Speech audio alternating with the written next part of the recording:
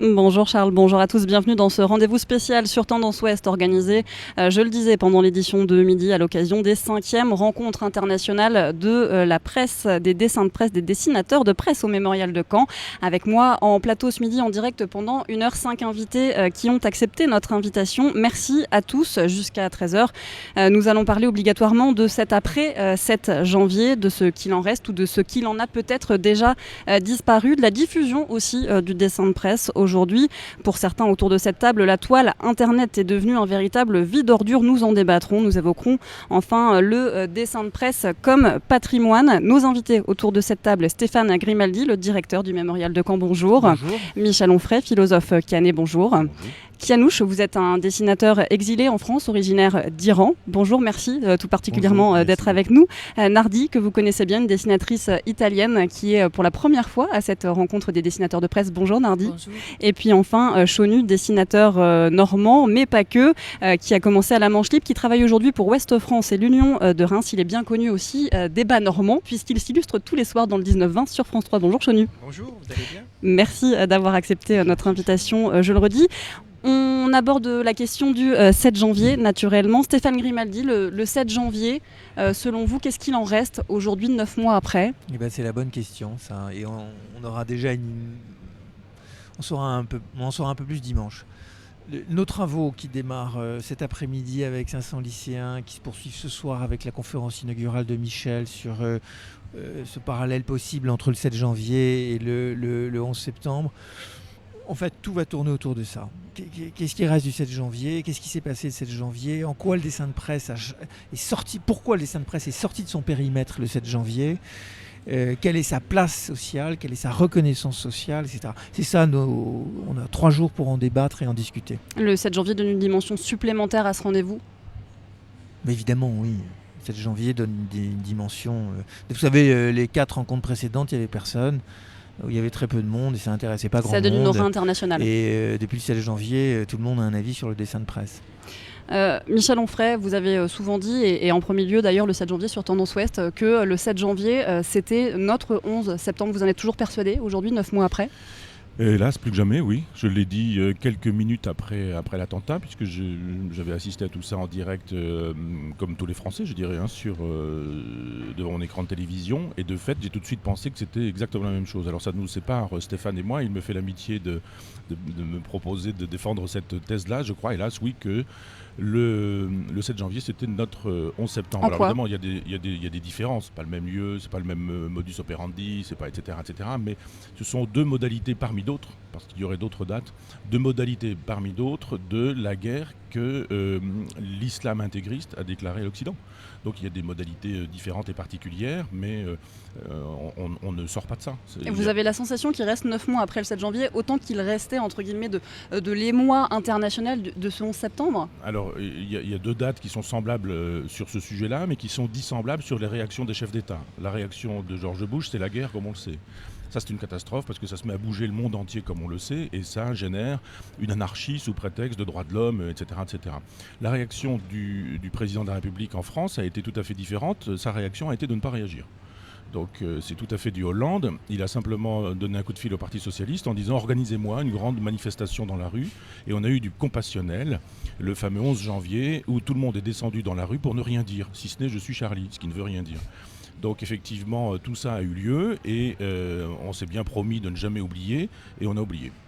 On en reparlera de cet esprit du 11 janvier et de ce qu'il en reste. Chonu, il y a 48 heures, vous avez fait l'objet de ce qu'on appelle un peu une polémique, mais ça va au-delà de ça. Vous avez dessiné un petit garçon face contre terre. Ça représentait le petit Aylan qui a été retrouvé mort sur une plage de Turquie avec un cartable. C'était marqué « C'est la rentrée ». Vous avez fait l'objet de menaces. Ça veut dire que le 7 janvier, il est déjà bien loin. Oui, et surtout, ça veut dire que les gens, ce type de population qui lapide sur la toile, qui est devenu un grand dépotoir, à ciel ouvert, sans mouette d'ailleurs, les gens n'ont pas compris, ou ces gens n'ont pas voulu comprendre qu'en fait c'était un dessin hommage, parce que le traitement de ce dessin graphiquement est un dessin poétique. Il n'y a pas de cynisme, il n'y a pas de gag, il n'y a pas de bulle, il n'y a pas de phylactère.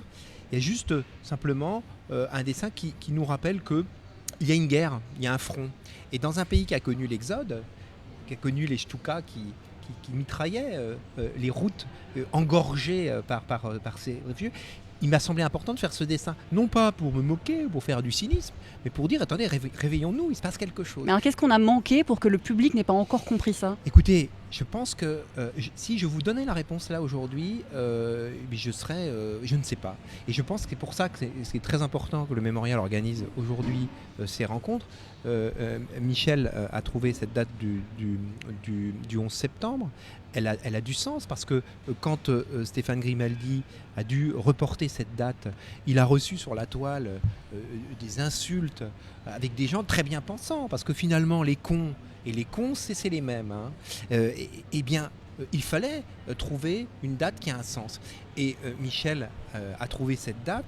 C'est une façon certainement de réfléchir. Donc je ne peux pas vous donner la réponse. Il faudra écouter la conférence de Michel Onfray, parce qu'il faut sortir aujourd'hui de notre petit narcissisme de dessinateur de presse. Ça dépasse le dessin de presse. Tianouch, vous êtes dessinateur iranien, je le disais, vous avez dû fuir votre pays en raison de votre travail. Vous avez dit d'ailleurs dans une interview, si tu te présentes comme un dessinateur de presse en Iran, tu représentes un danger. Quand vous voyez ce qui arrive à Chonu aujourd'hui, 9 mois après un attentat qui a marqué les esprits, qu'est-ce que vous ressentez? Alors je vois un manque de l'éducation. Parce que si les gens ils comprennent, ils peuvent décrypter l'image, à mon avis, c'était impossible de recevoir ce type de menace. À mon avis, les gens qui ont menacé Chonu, ils ne comprennent pas à quoi sert un dessin, à quoi sert un symbole, à quoi sert... Alors à quoi ça sert? À quoi ça sert? C'est pour ça que je pense qu'il faut travailler sur l'éducation, sur les démarches pédagogiques. Il faut faire comprendre à quoi sert un dessin de presse en général. Stéphane Grimaldi, en quoi c'est important de défendre le dessin de presse? C'est important de défendre le dessin de presse comme c'est important de défendre tous les gens qui expriment une opinion intelligente au fond. Moi je défends les dessinateurs de presse parce que ce sont des révélateurs. Ce sont des gens qui, comme les bons photographes ou les bons philosophes ou les bons tout ce que vous voulez, voient des choses que nous ne voyons pas forcément. Et les dessinateurs apportent une nuance dans ce monde qui est en train de perdre tous ses repères. On est dans un monde qui est de moins en moins nuancé, qui est de plus en plus inculte. Et les dessinateurs, justement, révèlent des choses que nous, on ne voit plus parce qu'on est devenus des abrutis collectivement. Nardi, est-ce que vous avez la sensation, en Italie, le pays d'où vous êtes originaire, que le regard des gens a changé sur votre profession? Je pense qu'au premier temps, oui, il y avait une attention, particulière, voilà. Mais maintenant, on a éteint le réflecteur, on a éteint la lumière et c'est devenu normal, comme avant le 7 janvier. Et il n'y a plus beaucoup d'attention sur ce que les dessinateurs vont faire. C'est différent l'Italie de la France. Vous travaillez librement en Italie? Oui, je travaille librement. Le seul problème, c'est qu'il n'y a pas beaucoup d'espace pour les dessinateurs. Je me réfère aux journaux, à la presse, non en ligne. Et c'est difficile de trouver des espaces parce qu'il y a beaucoup de dessinateurs, ils sont très préparés, très particuliers, mais on n'a pas beaucoup d'attention pour ce métier, pour cette profession. Michel Onfray, le regard des gens, il avait changé. Comment c'est possible qu'il ait à nouveau changé dans le mauvais sens du terme? Non, le regard des gens n'a pas changé. Enfin, vous voulez dire après la Pourquoi il y a eu manifestation? cet élan de compassion quelques semaines, ça a duré quelques mois après les attentats, et aujourd'hui sur un dessin de presse sur lequel on peut échanger, sur lequel on peut discuter, je parle de celui de Chonu, pourquoi aujourd'hui il y a un tel déferlement de haine? Parce que rien n'a été fait, parce que ce que disait notre ami iranien tout à l'heure était fort juste, et moi je souscris absolument, c'est un problème de culture, donc d'inculture. C'est-à-dire que pour comprendre un dessin, il faut être intelligent. C'est-à-dire l'intelligence au sens étymologique, c'est mettre en relation des choses qui a priori ne paraissent pas en relation. L'intelligence, ça va avec la culture. L'école a décidé que l'intelligence et la culture, c'était plus le problème, qu'il fallait s'amuser, être citoyen, apprendre à trier les déchets sélectifs, etc.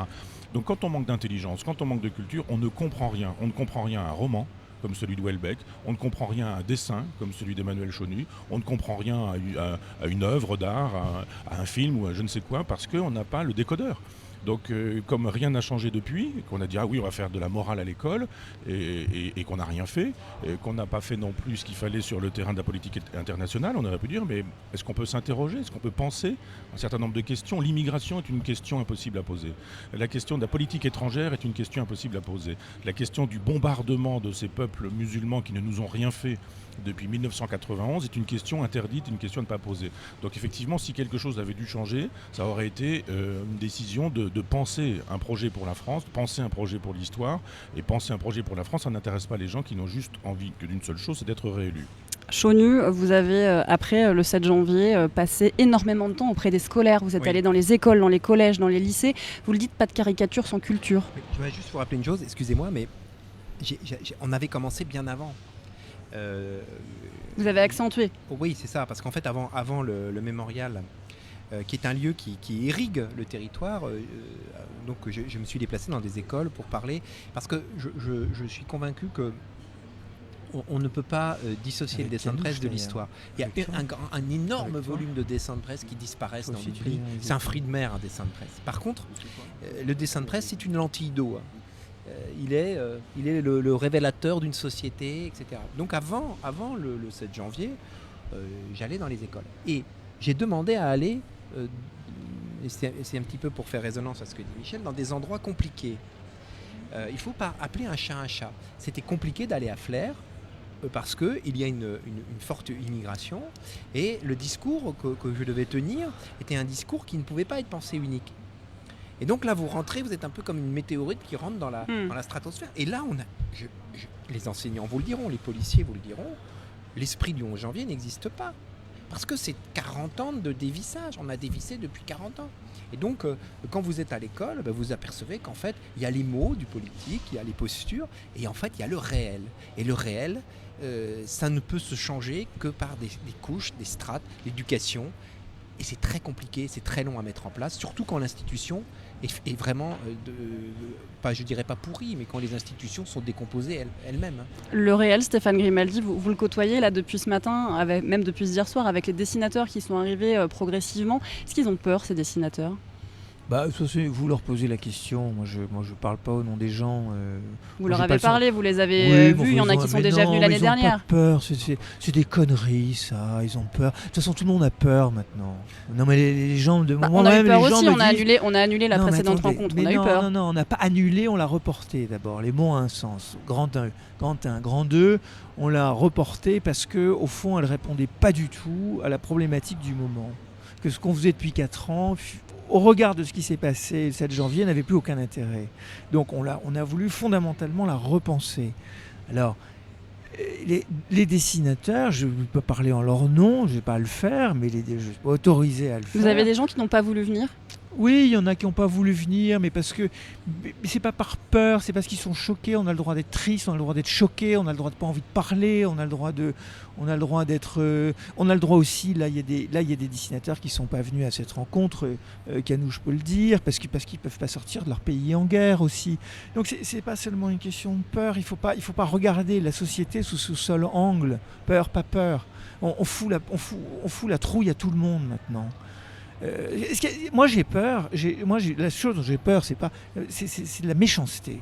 Il y a une espèce de méchanceté dans l'air, dans notre société. Je crois que pas seulement en France, de gens qui disent n'importe quoi, qui vous insultent, qui vous comme Emmanuel l'est en ce moment. Moi j'ai été insulté, j'ai été traité de collabo. Mais au nom de quoi ?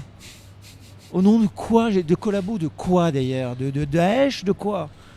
Donc il faut arrêter, vous savez, c'est la phrase de Camus très belle quand les mots, Michel, c'était quoi cette phrase ? Mal nommer les choses, c'est ajouter au désordre du monde. Voilà, et on est en plein dedans. Kianouch, vous n'avez pas hésité à participer à cette nouvelle édition, vous étiez déjà venu, hein ?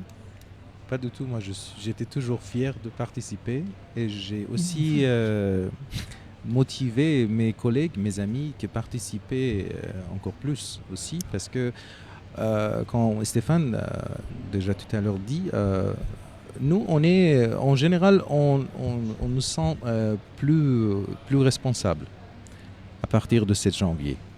La question de peur, c'est très très loin de nos mentalités. La question c'est que comment on peut réagir, comment on peut continuer plus efficace, comment on peut éduquer la société.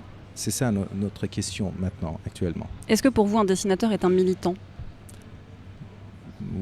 Oui, ouais, en général, moi, je ne peux pas vraiment donner une étiquette particulière à un dessinateur, mais être un dessinateur de presse, à mon avis, c'est être militant, indépendant pour la liberté d'expression.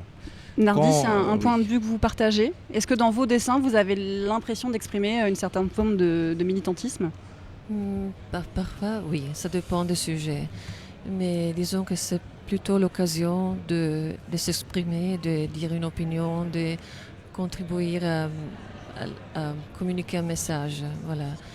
Et, je peux comprendre Kianouch parce qu'il a une histoire beaucoup plus compliquée et donc ils sont ce métier avec une autre participation.